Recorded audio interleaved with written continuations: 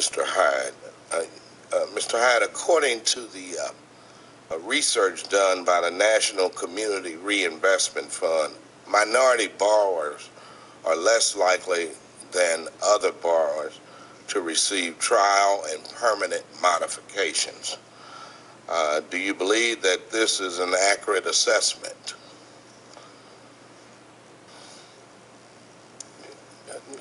It's hard to answer that question. On the surface, I would say only if the home is not affordable would that be the case. There's nothing in the modification process that would cause a difference between ethnic backgrounds or anything of the sort. Well, Mr. Hyde, I asked the question because we know that prior to the modification phase that African American borrowers with comparable income and other considerations were steered into subprime and predatory loans. So, you know, they were disproportionately impacted by those policies. Instead of them getting a conventional mortgage, they were steered.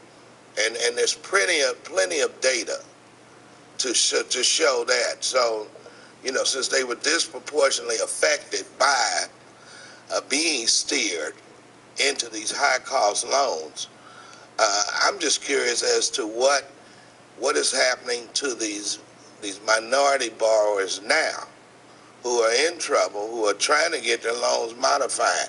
Do you think maybe they're disproportionately being affected still?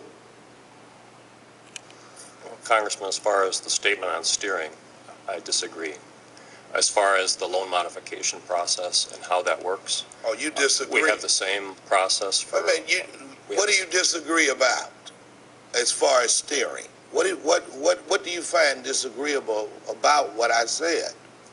You're quoting a particular study, typically, and I believe that study in particular does a comparison with partial information on public data but the numbers speak volumes. The numbers speak volumes about how middle income, upper income African American families were steered into subprime and predatory loans. Now you can sit here and deny that if you want, but it's happened. And let me say something else about Wells Fargo.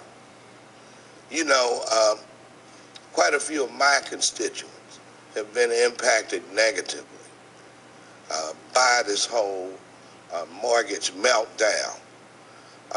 And we have gone to Wells Fargo, my staff back in my district, asking for you to modify some of these loans. And we've heard every excuse like, oh, we've taken TARP money, so it would be inappropriate to try to help these people. Now, what do you have to say about that? Well, have you used that excuse that, you know, because you're a recipient of TARP, that you cannot help these average Americans trying to stay in their homes? No, absolutely not. That's an absurd statement on anybody on our shop, on anyone in our shop that would have made a statement like that. That's absurd. What we are doing is this. Our data kind of speaks for the efforts we're putting forth. When you look at every customer, irrespective